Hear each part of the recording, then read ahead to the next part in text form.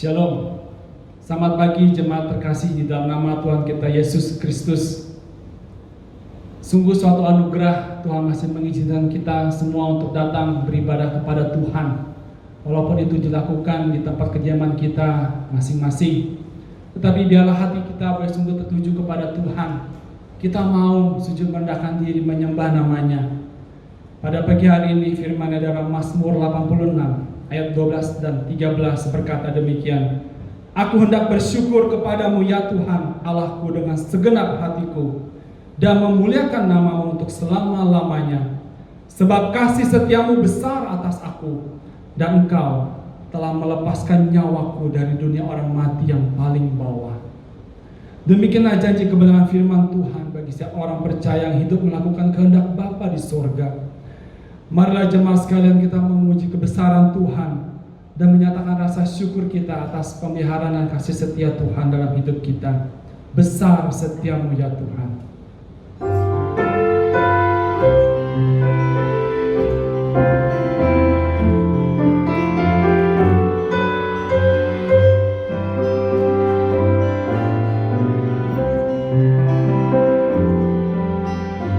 Besar setiamu Allah Bapa-Ku, besarlah kasih-Mu yang melimpah, tiada kurang dan tidak berubah, sempurna dan tetap selamanya. Besar setiamu, besar setiamu, tiap pagi berikan rahmat baru. Segala yang ku perlu Kau sediakan. Besar setiamu kepadaku. Musim berganti, musim apapun, hari pun berganti, hari baru. Alam semesta dan semua ciptaan-Mu menyaksikan kasih setiamu. Besar setiamu, besar setiamu, tiap pagi berikan rahmat baru. Segala yang ku perlu Kau sediakan. Besar setiamu kepadaku.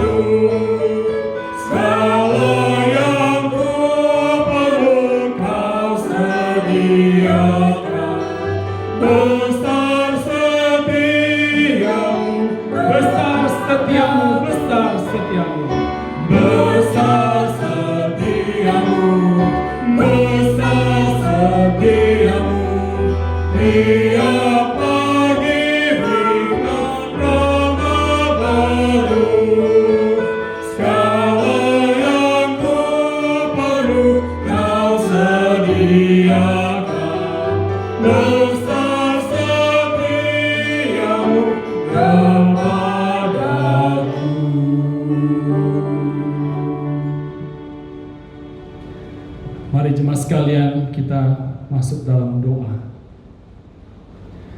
Ya Tuhan Allah Bapa yang kami sembah di dalam nama Tuhan Yesus Kristus, kami sekalian umat-Mu pada pagi hari ini mau sujud datang beribadah kepada-Mu ya Tuhan. Walaupun kami tidak dapat berkumpul sebagai umat-Mu di dalam rumah-Mu ya Tuhan, tapi biarlah Tuhan kami mau bawa hati kami dan persembahan pujian kepada-Mu ya Tuhan. Biarlah Tuhan memimpin setiap kami yang duduk di rumah kami masing-masing saat ini. Kami sungguh mengucap syukur untuk kebesaran Tuhan dan pemeliharaan Tuhan bagi umat-Mu. Kami mengucap syukur untuk anugerah keselamatan kekal Tuhan berikan bagi kami. Dan biarlah Tuhan hati kami boleh sungguh-sungguh memuji nama Tuhan, dan hati kami boleh sungguh-sungguh mencari Engkau ya Bapa. Biarlah ibadah ini Tuhan boleh Tuhan pimpin dari awal, pertengahan sampai pada akhirnya. Biarlah hati kami dipulihkan, biarlah hati kami mendapat pertolongan, dan iman kami dikuatkan Tuhan melalui pemberitaan firman-Mu Tuhan pada pagi hari ini. Kami serahkan Tuhan jana ibadah ini dari awal, pertengahan sampai pada akhirnya dalam satu nama yang berkuasa, Tuhan Yesus Kristus. Amin. Jemaat sekalian, di tengah keadaan yang sungguh tidak menentu dan penuh dengan hal-hal yang mudah sekali membuat kita khawatir seperti saat ini, firman Tuhan kembali mengingatkan kita demikian dalam Mazmur 31 ayat pertama dan kedua. Padamu Tuhan aku berlindung, janganlah sekali-kali aku mendapat malu. Luputkan aku oleh karena keadilan-Mu. Sendengkanlah telinga-Mu kepadaku, bersegeralah melepaskan aku. Jadilah bagiku gunung batu tempat perlindungan, kubu pertahanan untuk menyelamatkan aku. Demikianlah kiranya hati kita boleh diberikan ketenangan, damai, sejahtera, seperti janji Tuhan kepada kita semua. Marilah kita memuji Tuhan Allah kita, gunung batu perlindungan.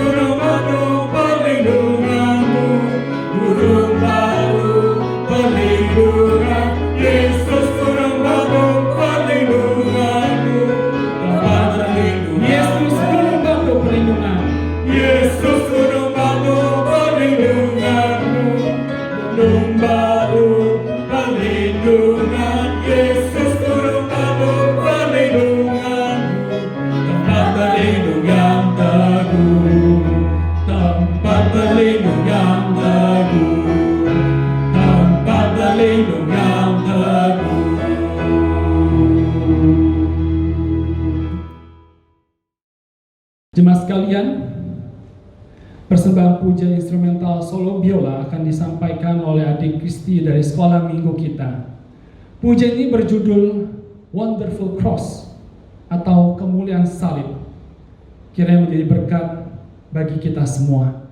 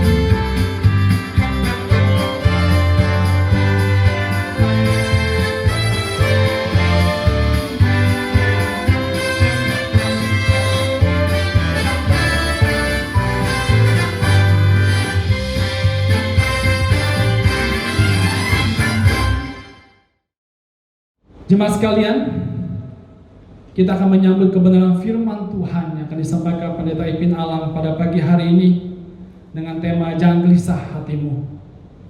Apapun keadaan saudara saat ini, ingatlah bahwa Yesus sanggup memulihkan kita. Mari bersama-sama kita menaikkan pujian ini sebelum kita mendengarkan kebenaran firman Tuhan.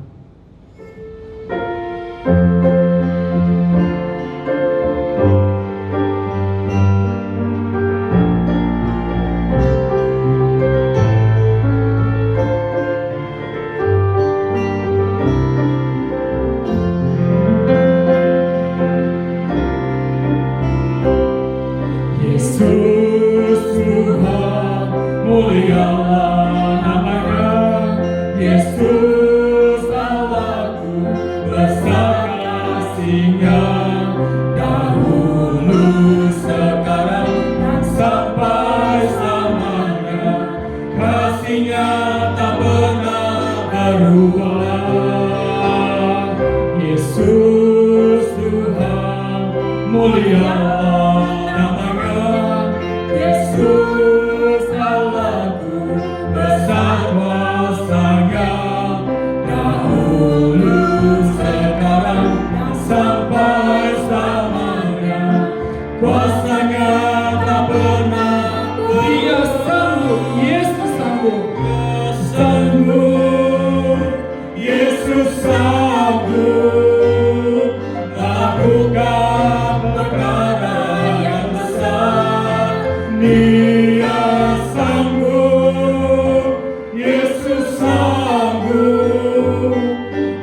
memulihkan yang terluka, menyembuhkan yang menderita. Dia sanggup memulihkan hidup. Yesus Tuhan. Yesus Tuhan, mulialah namanya. Yesus Allahku, besar kasih-Nya, dahulu, sekarang, dan sampai selamanya. Kasih-Nya tak pernah berubah.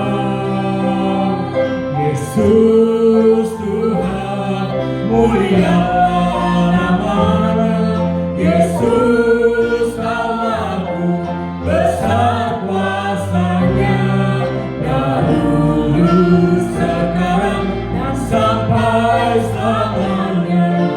Kuasa-Nya tak pernah berubah.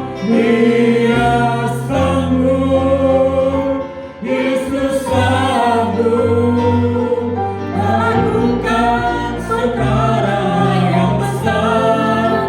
Dia sanggup, Yesus sanggup memulihkan yang terluka, menyembuhkan yang menderita. Dia sanggup memulihkan hidupku. Dia sanggup. Dia sanggup, Yesus sanggup melakukan perkara yang besar. Dia sanggup, Yesus sanggup memulihkan yang terluka, menyembuhkan yang menderita. Dia sanggup memulihkan hidupmu. Dia sanggup memulihkan. Dia sanggup memulihkan hidupmu.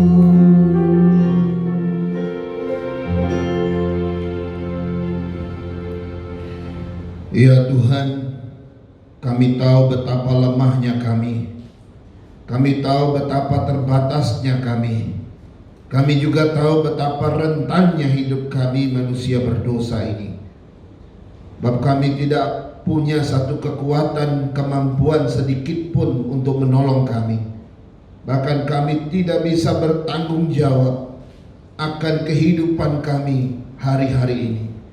Karena itu Tuhan, hari ini kami menengadah ke atas dan melihat Tuhan dan memandang hanya kepada Engkau saja.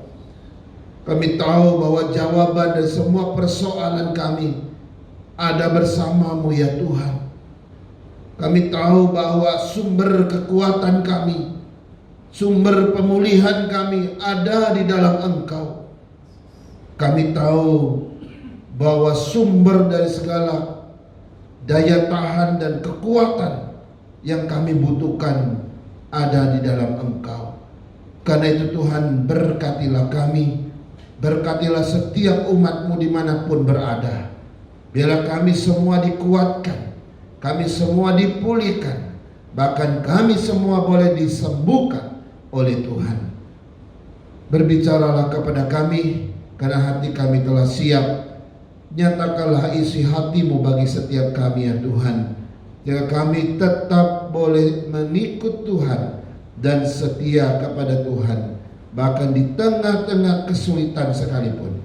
Terima kasih ya Tuhan, beritakan firman-Mu dan Tuhan memberkati kami. Dalam nama Yesus kami berdoa, amin. Saudara-saudara sekalian, mari kita membuka satu bagian dari firman Tuhan yang terambil dari Yohanes 14 ayat 1 sampai 3. Yohanes 14 ayat 1 sampai 3. Tema kita hari ini adalah janganlah gelisah hatimu. Yohanes 14 ayat 1 sampai 3 berkata demikian. Janganlah gelisah hatimu, percayalah kepada Allah, percayalah juga kepadaku. Di dalam rumah Bapa-Ku banyak tempat tinggal. Jika tidak demikian, tentu aku mengatakannya kepadamu. Sebab aku pergi ke situ untuk menyediakan tempat bagimu. Dan apabila aku telah pergi ke situ dan telah menyediakan tempat bagimu, aku akan datang kembali dan membawa kamu ke tempatku, supaya di tempat di mana aku berada, kamu pun berada. Saudara-saudara sekalian, ini perkataan Tuhan Yesus yang luar biasa. Tapi perkataan awal yang dia ungkapkan adalah janganlah gelisah hatimu. Saudara, siapa sih orang yang tidak gelisah di dunia ini? Saya yakin setiap orang dan semua manusia di muka bumi ini pernah mengalami yang namanya gelisah. Ya, banyak orang gelisah, gitu ya. Dan tidak hanya gelisah, orang merasakan kecemasan, kekhawatiran, bahkan ketakutan, saudara-saudara. Dan tidak ada satu orang pun yang bebas dari perasaan gelisah. Tidak ada seorang pun yang bebas dari perasaan cemas. Tidak ada seorang pun yang bebas dari perasaan khawatir. Tidak ada seorang pun yang bisa bebas dari perasaan takut dan sebagainya. Pada umumnya manusia gelisah dan cemas dengan apa saja. Ada banyak hal yang bisa membuat manusia itu gelisah dan cemas, saudara-saudara. Di antaranya misalnya kita gelisah atau cemas dengan masa depan kita. Kita nggak tahu esok ini apa, hidup saya nanti bakal bagaimana, masa depanku ini cerah atau suram. Saudara, itu adalah suatu pemikiran-pemikiran yang menggelisahkan siapapun juga. Sebab kita tidak punya pengetahuan yang bisa mengetahui masa depan kita itu seperti apa. Yang kedua, kita bisa gelisah dengan relasi kita atau hubungan kita. Kita punya hubungan dan keluarga, kita punya hubungan dengan masyarakat. Saudara-saudara, hari-hari ini ada banyak hubungan yang sangat menggelisahkan kita. Banyak yang tidak beres dan sebagainya. Juga kita bisa gelisah karena masalah-masalah yang nggak selesai-selesai. Ya, persoalan kita dari dulu sampai sekarang itu saja, nggak selesai-selesai. Kita sudah berusaha sekuat tenaga tapi nggak selesai-selesai juga. Kadang bisa selesai, datang yang baru. Saudara-saudara, itu juga bisa menggelisahkan banyak orang. Berikutnya juga orang bisa gelisah karena kesehatannya. Gak ada yang bisa bertanggung jawab kesehatannya bagus seterusnya gitu. Gak ada orang bisa menjamin kesehatannya akan sehat selalu sampai akhir gitu. Gak ada. Kita tentu ada sakitnya, tentu juga ada sehatnya, dan terus berganti-gantian. Apalagi kalau hari-hari ini kita mendengar ada sakit yang mengerikan. Wah, ini bikin orang semakin gelisah. Belum lagi masalah kebutuhan ekonomi dan sebagainya. Saudara-saudara, banyak sekali kegelisahan manusia di dunia ini. Karena memang dunia penuh dengan persoalan. Manusia penuh dengan perjuangan, pergumulan dan sebagainya. Saudara-saudara, banyak hamba Tuhan yang berkata begini, asal percaya Yesus pasti beres. Asal percaya Yesus semua bebas rasa takut. Asal percaya Yesus, ikut Yesus, bebas khawatir. Asal percaya Yesus, bebas rasa cemas, bebas rasa gelisah, bebas rasa ketakutan dan sebagainya. Saudara, benarkah ungkapan-ungkapan ini? Kalau kita belajar firman Tuhan Bapak Ibu, maka kita akan menemukan bahwa rasa takut, rasa khawatir itu hal yang manusiawi pada manusia. Bahwa rasa cemas, rasa gelisah itu ada sesuatu yang lumrah dalam hati manusia. Ini karena kita memang ada dalam dunia yang penuh pergumulan. Karena itu Bapak Ibu jangan terjebak. Jangan terjebak dengan pandangan-pandangan yang tidak sesuai dengan firman Tuhan. Baru-baru ini ada seorang hamba Tuhan yang mengatakan virus corona itu buta terhadap orang yang dekat Tuhan, tetapi virus itu melek terhadap orang-orang yang jauh dari Tuhan. Saudara, waktu saya mendengarkan kalimat ini, wah, ini sesuatu yang bisa menjebak kita, saudara. Ya, jadi kalau kita dekat dengan Tuhan, gak usah takut, gak usah khawatir, kita tidak akan kena virus deh. Ya, kira-kira kesimpulannya begitu, bukan? Karena itu kita harus terus ibadah katanya. Tidak boleh berhenti. Kita harus tetap ngumpul seperti biasa.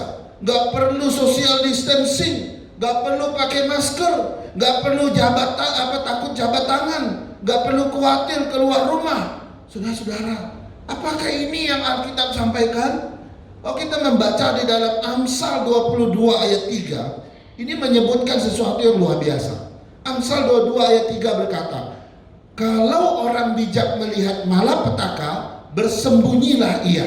Tetapi orang yang tidak berpengalaman berjalan terus lalu kena celaka. Saudara, jelas sekali ayat ini. Jadi kalau kita menghindar dari malapetaka, itu bukan urusan iman, itu bukan masalah iman.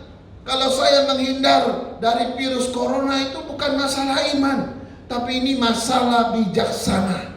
Ini masalah orang bijak, saudara. Jadi kalau kita melihat cerita di dalam firman Tuhan, lalu kita klaim misalnya orang yang menghindar, takut terhadap penyakit, takut terhadap ancaman, takut terhadap bermacam-macam persoalan, itu tanda orang kurang iman. Itu salah, saudara. Misalnya saja kita lihat waktu Yesus baru lahir, lalu ia terancam oleh Raja Herodes, karena Raja Herodes mau mencari dia, bayi ini, dan mau dibunuh sama Raja Herodes. Lalu tiba-tiba di dalam tengah-tengah malam, Tuhan membangunkan Yusuf. Tuhan memerintahkan Yusuf, ambil anak itu beserta ibunya, lari ke Mesir. Tuhan memerintahkan Yusuf membawa anak itu dan ibunya menyingkir ke Mesir. Apakah Tuhan kurang iman? Saudara, ini rasanya sesuatu yang sangat berbeda. Tuhan gak mungkin kurang iman sehingga dia takut sama Herodes. Enggak. Ini bicara tentang rencana Tuhan harus berdasarkan bijaksana Tuhan. Karena itu saudara, waktu Tuhan Yesus berkata, ya, janganlah gelisah hatimu. Ya, ini bicara tentang engkau harus yakin bahwa apapun yang sedang kita gumulin hari ini, itu ada dalam konteks iman, juga dalam konteks bijaksana dia. Saudara-saudara, waktu Tuhan Yesus berkata, janganlah gelisah hatimu, itu ada satu konteks di mana Yesus baru saja memberitahukan kepada murid-muridnya bahwa anak manusia akan mati. Saudara-saudara, waktu murid-murid mendengar hal ini, Yesus melihat jelas respon mereka, para murid yang waktu itu mendengar bahwa anak manusia harus mati. Dia bisa melihat respon mereka. Yesus tahu persis bahwa iman mereka tergoncang, pasti akan tergoncang. Iman mereka pasti akan mengalami sesuatu yang sangat berat, dan mereka pasti akan mengalami ketakutan. Tuhan Yesus bisa menangkap kecemasan mereka dan kegelisahan hati para murid. Karena itu untuk menenangkan mereka dengan berita itu, Yesus berkata, janganlah gelisah hatimu. Saudara-saudara, karena itu Yesus harus memberikan kalimat yang menenangkan ini, sekaligus sebuah kalimat yang berbicara tentang perpisahan mereka sebenarnya. Karena itu saudara, kita gak bisa lepas dari yang namanya kegelisahan. Dunia ini sedang gelisah karena ancaman COVID-19. Kegelisahannya sangat besar saat-saat ini, saudara. Ya, yang lalu-lalu kegelisahan itu biasa-biasa. Tapi kali ini, kalau saya pikir volumenya agak lebih gede atau lebih besar. Bahkan tidak hanya itu, saudara, masalah kesehatan. Ya, masalah krisis ekonomi sudah di depan mata kita. Harga makin naik, bahan baku makin sulit kita dapatkan. Ya, masalah pengangguran melonjak, jutaan orang kehilangan pekerjaan. Lalu hari ini mengunjungi Depnaker untuk pelatihan dan sebagainya. Wah, itu makin hari makin banyak yang datang. Sekarang kelaparan, kita lihat di berita, sudah mulai terjadi di mana-mana.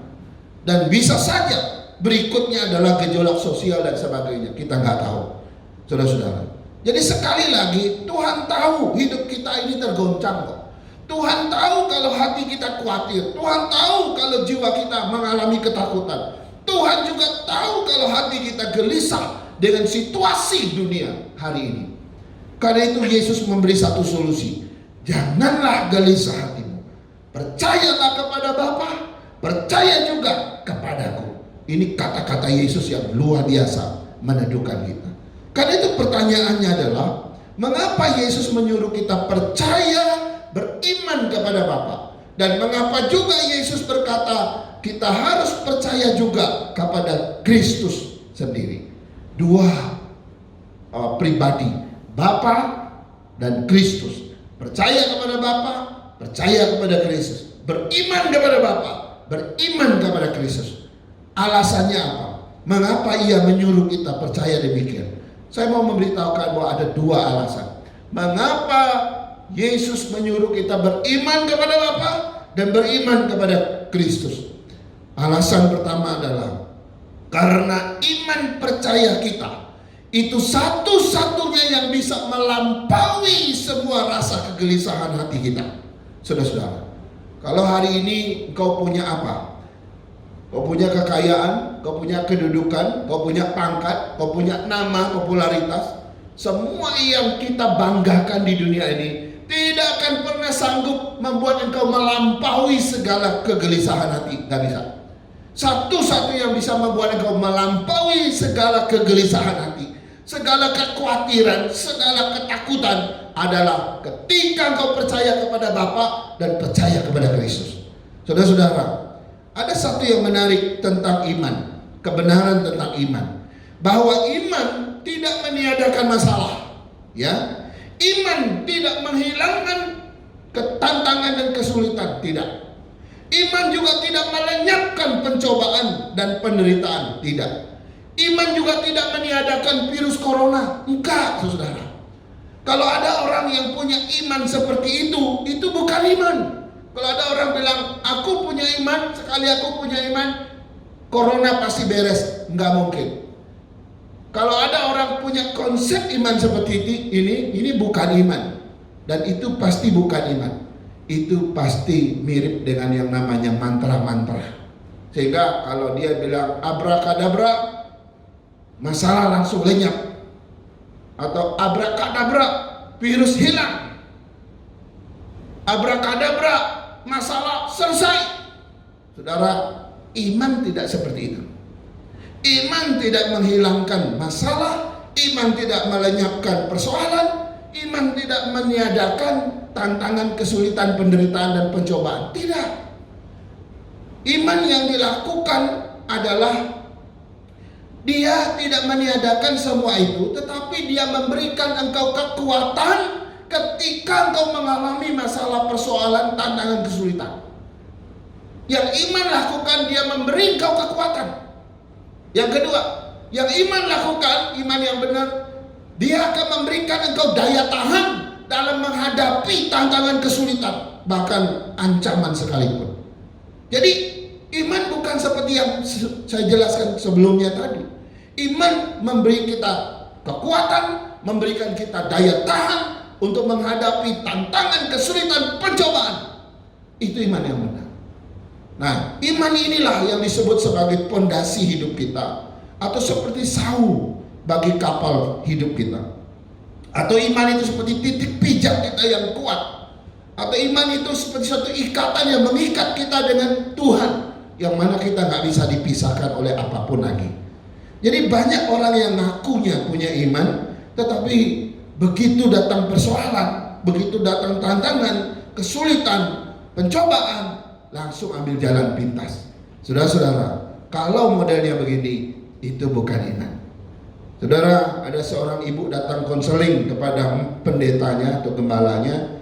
Intinya dia ingin bercerai, ya, karena dia nggak tahan lagi sama suaminya yang terus melakukan kekerasan terhadap dia. Padahal ibu ini punya 3 anak yang masih kecil-kecil, ya. Dia bilang sama Pak Pendetanya, aku udah nggak tahan Pak Pendeta, aku ingin cerai saja.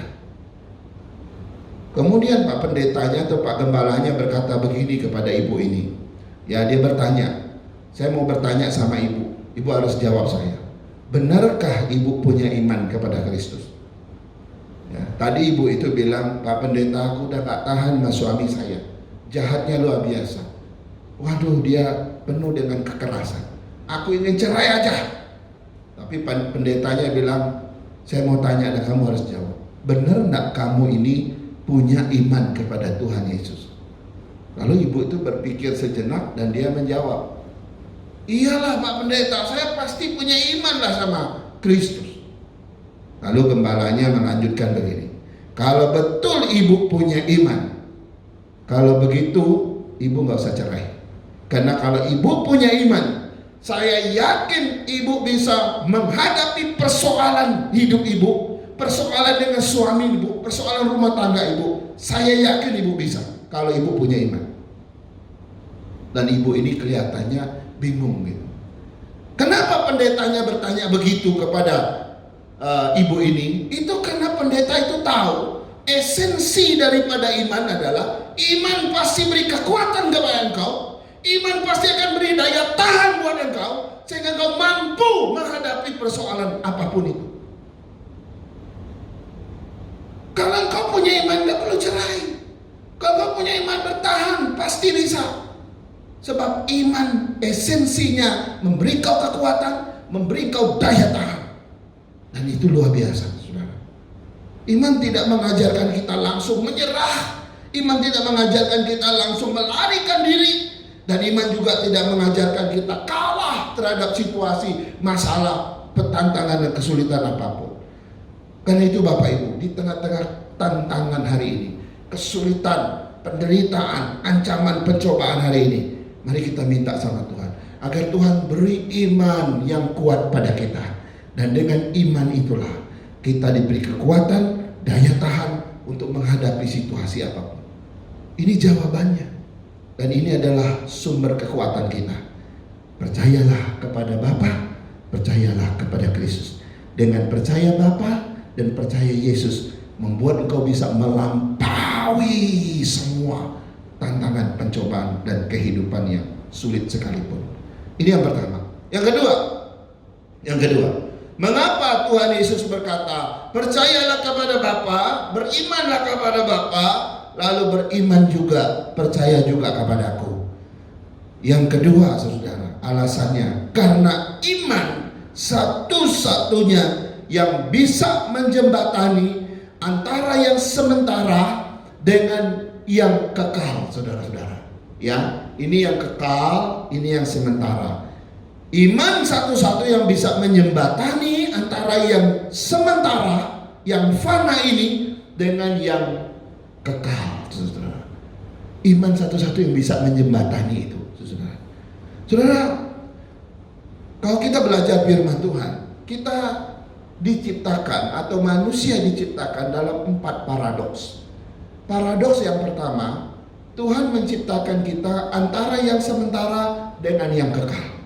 Tubuh kita, fisik kita diciptakan sementara atau fana, sementara roh kita diciptakan sesuatu yang kekal. Jadi kita diciptakan di antara kedua itu. Ya, ini paradok pertama. Ya, paradok pertama. Lalu yang kedua, manusia juga diciptakan antara hidup dan mati. Ya. Hari ini kita hidup, tapi suatu saat pasti mati. Yang namanya manusia nggak ada yang nggak akan mati. Kalau engkau pernah hidup, pasti ujungnya nggak akan mati. Apakah mati karena sakit, mati karena kecelakaan, atau mati karena memang usia? Kita nggak tahu. Kalau engkau orang yang hidup hari ini, yakinlah pasangan yang dari hidup itu pasti ujungnya mati. Jadi manusia diciptakan antara paradok hidup dan mati. Paradok yang ketiga adalah manusia diciptakan antara Allah dan setan atau iblis. Ya. Antara Allah dan iblis atau setan, ada manusia di tengah-tengahnya. Kita mau pilih mana? Mau pilih ikut Tuhan, mau pilih taat sama Tuhan, atau mau pilih taat dan ikut iblis? Paradok ini membuat manusia itu susah sekali. Kemudian manusia juga diciptakan yang keempat, di antara dunia dan surga. Hari ini kita di dunia, tapi nanti kita akan ke surga atau neraka. Sekarang kita menentukan yang mana nanti itu berdasarkan hari ini. Karena itu saudara, kenapa manusia begitu susah, begitu sulit hidupnya hari ini? Karena selalu ada 4 paradoks ini. Dan 4 paradoks itu adalah pilihan. Mau yang ini atau mau yang itu. Saudara, susah sekali. Bukankah paling susah kalau memilih antara dua pilihan? Tapi kalau cuma ada satu pilihan, kita nggak susah, bukan? Karena nggak ada pilihan yang lain. Saya mau kemana? Ya saya cuma mau ke situ. Nggak ada pilihan lain, cuma situ. Kita nggak usah pusing, nggak usah bergumul, nggak usah tanya Tuhan dulu. Orang memang cuma satu titik tuju kita. Tapi ketika kita ditempatkan antara dua pilihan, antara paradok kehidupan ini, engkau susah sekali, engkau akan sulit sekali. Kenapa? Saya ini atau yang itu ya? Kau mau pilih yang sementara atau yang kekal? Kau mau pilih hidup atau yang mati? Mungkin kau gak mau mati, tapi kau mau hidup terus. Tetap gak bisa. Kau mau minum vitamin yang paling bagus sekalipun, minum suplemen yang paling hebat sekalipun, tetap kau akan mati juga. Kau mau pilih Allah atau iblis, kau mau pilih surga atau dunia. Saudara, susah sekali. Manusia menjadi susah sekali berkumpul luar biasa di dunia ini karena ada paradok ini, saudara. Dan paradok ini membuat kita susah sekali membuat keputusan. Karena itu di tengah-tengah paradoks ini Tuhan memberikan jalan yang lebih mudah buat kita. Tuhan bilang, percayalah kepada Bapa, percaya juga kepadaku. Artinya pilihan cuma satu. Kau harus pilih kekal, kau harus pilih surga, kau pilih Allah, dan kau harus pilih kehidupan bersama Tuhan. Dan itu adalah pilihan kita. Dan satu-satunya yang bisa menjembatani antara paradok ini adalah iman. Kalau engkau nggak punya iman, engkau nggak mungkin melewatin yang sementara ini. Kalau engkau nggak punya iman, engkau juga nggak mungkin sampai kepada surga, nggak bisa. Kalau engkau nggak punya iman, engkau nggak mungkin pindah kepada Tuhan, nggak bisa. Kalau engkau nggak punya iman, engkau nggak mungkin sampai ke kekekalan, nggak mungkin. Kalau engkau nggak punya iman, engkau nggak mungkin meraih kehidupan itu bersama Tuhan. Karena itu jelas sekali. Jadi kita mesti butuh iman.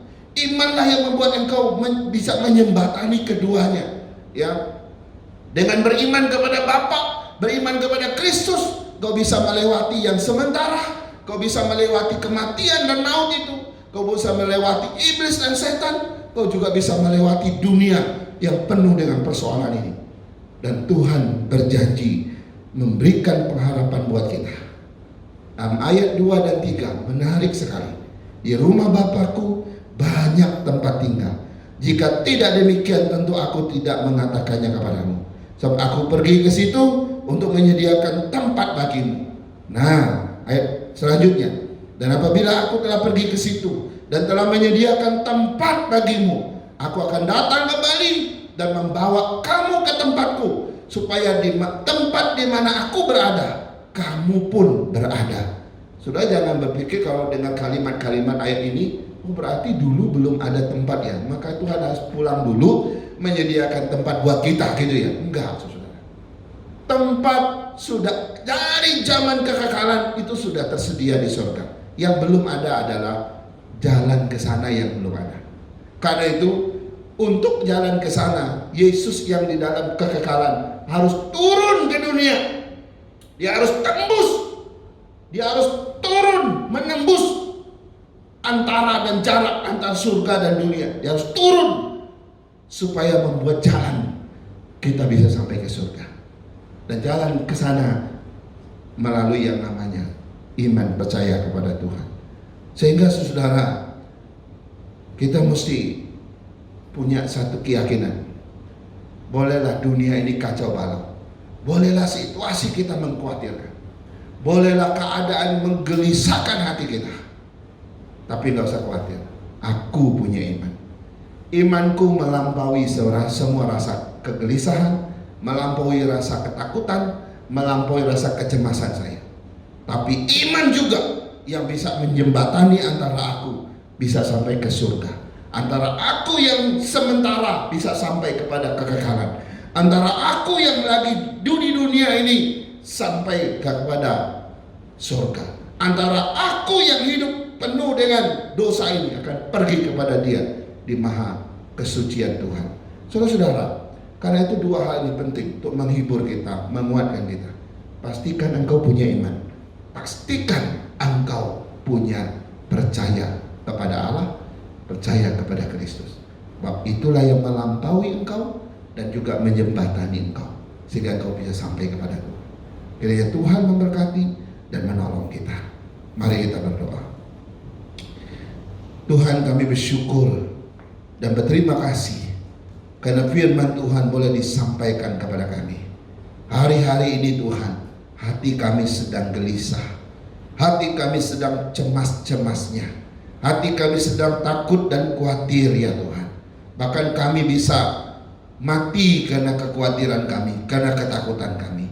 Tapi hari ini kami bersyukur karena firman-Mu boleh memberitakan secercah harapan yang baik buat kami. Bahwa ketika kami percaya kepada Bapa, percaya kepada Kristus juga, maka iman itu akan melampaui segala kekhawatiran kami. Dan iman itu juga yang akan menjembatani antara kami yang sementara sampai kepada Dia yang kekal. Berkati setiap jemaat-Mu dengan segala kegelisahan, kekhawatiran dan kecemasannya. Biar Tuhan menghibur, menguatkan dan memberi iman yang kuat sehingga kami tetap bertahan, tetap memiliki kekuatan menghadapi situasi hari-hari ini. Terima kasih Tuhan, kuatkan kami semua dan mampukan kami semua menjalani hari-hari kami dengan penuh iman kepada Kristus. Dalam nama Tuhan Yesus kami berdoa. Haleluya. Amin. Amin.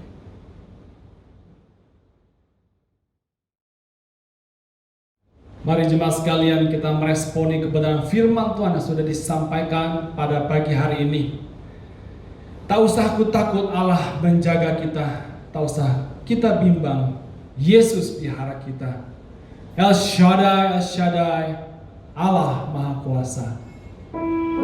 Mari kita naikkan pujian ini sebagai pernyataan iman kita kepada Dia, bahwa kita mau sungguh-sungguh beriman dan percaya pada Tuhan yang Maha Kuasa. El Shaddai mulia.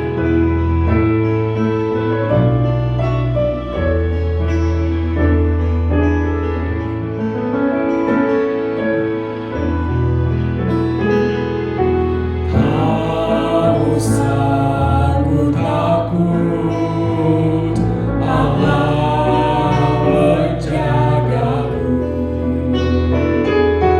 Tak usah ku bimbang, Yesus peliharaku. Tak usah ku susah, Roh Kudus hiburku. Tak usah ku cemas, Dia memberkatiku. El Shaddai, El Shaddai, Allah Maha Kuasa. Dia besar, Dia besar, El Shaddai mulia.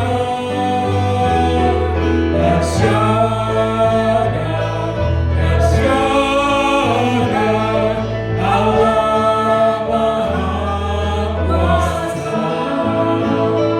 Berkatnya melimpah, El Shaddai, El Shaddai, El Shaddai, El Shaddai, Allah Maha Kuasa. Dia besar, Dia besar, El Shaddai mulia. El Shaddai, El Shaddai, Allah Maha Kuasa. Berkatnya melimpah, El Shaddai.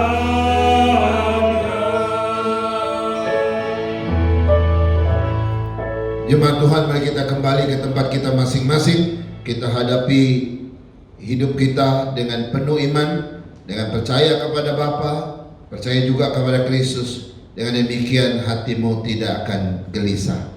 Terimalah berkat-Nya. Kiranya kasih dari Allah Bapa kita, anugerah dari Tuhan kita Yesus Kristus, dan pimpinan dari Roh Kudus akan menyertai dan memimpin saudara-saudara sekalian hari ini, besok, dan seterusnya sampai hari Maranatha. Yesus Kristus datang menjemput kita saleh-salehnya. Amin. Amin.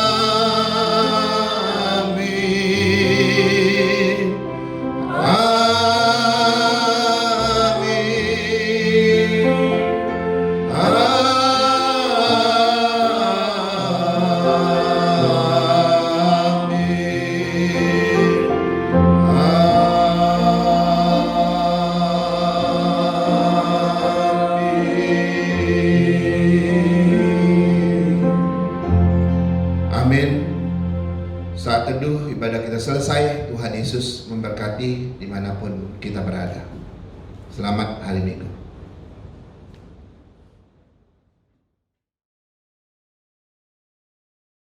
Demikianlah ibadah pada minggu pertama di tanggal 3 Mei pada hari ini. Terima kasih kepada jemaat sekalian yang terus setia di dalam mengikuti ibadah demi ibadah online pada tiap minggunya. Di tengah situasi yang kurang ideal saat ini, tapi biarlah hati kita terus tertuju kepada Tuhan. Dan kembali diingatkan untuk jadwal ibadah online di minggu ke depan. Pada hari Kamis tetap diadakan ibadah persekutuan doa pada jam 7 malam. Pada hari Sabtu juga tetap diadakan ibadah online Youth GP Kris. Kemudian nanti minggu yang akan datang pada jam 10.30 ibadah umum dan juga ibadah sekolah minggu setelah ibadah umum dilakukan. Dan kami juga mengucapkan terima kasih untuk setiap dukungan jemaat Tuhan yang terus setia memberikan persembahan syukur, dan persembahan pada hari ini dapat ditransfer pada rekening yang sudah tertera di bawah ini. Demikianlah warta jemaat pada minggu hari ini. Tuhan Yesus memberkati.